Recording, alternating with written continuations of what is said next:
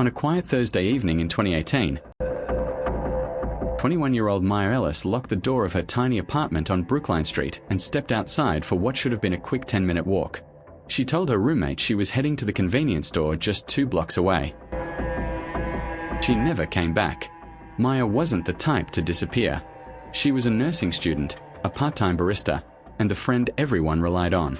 She had no enemies, no drama, and no history of running away. But somehow, in the space of a few minutes, she vanished.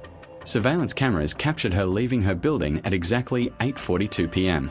She was wearing a grey hoodie, leggings, white sneakers, and carrying her phone in her hand. She walked with her usual, relaxed pace. Nothing unusual. Nothing alarming. But 18 minutes later, another camera on the next street caught something strange. Maya was no longer walking alone. A tall figure, dressed entirely in black, appeared behind her. At first, they kept a distance. Then, slowly, they closed the gap. Maya didn't seem to notice. She never looked back. She never changed her pace. And then, the cameras lost them. The next camera on the route, just 50 meters ahead, never recorded them passing. It was as if Maya and the unknown figure simply stepped off the street and dissolved into the night. When Maya didn't return home, her roommate called her phone. It rang twice, then went straight to voicemail. She tried again, and again. Nothing. By morning, Maya was officially reported missing. Detectives searched every alley, every parking lot, every abandoned building along her route. Dogs traced her scent to a narrow gap between 2 old shops, a place no one normally walks through. But halfway down the gap, the scent abruptly stopped. No trail. No direction. Just an ending. Then came the discovery. 2 days after her disappearance, a teenage boy found Maya's phone in a drainage ditch behind a closed-down warehouse. The screen was cracked, the battery dead, but forensic experts were able to recover one final recording.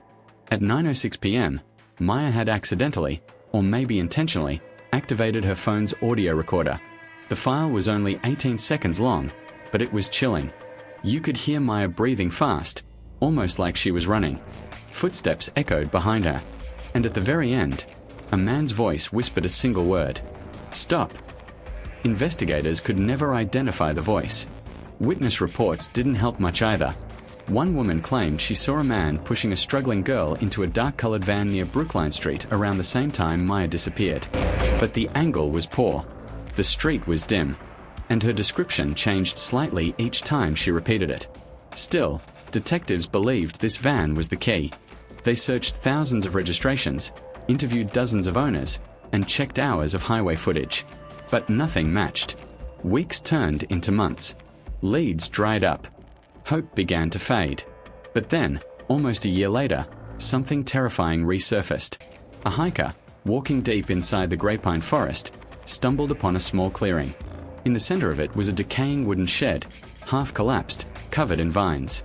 Inside, police found discarded zip ties, pieces of duct tape, and a single silver necklace, engraved with the initials ME. It belonged to Maya. But there was no body, no fingerprints, no DNA strong enough to point to a suspect.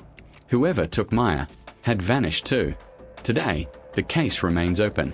Silent, unsettling, a reminder of how quickly an ordinary life can be swallowed by a moment of darkness. Maya Ellis walked into the night. Someone followed her.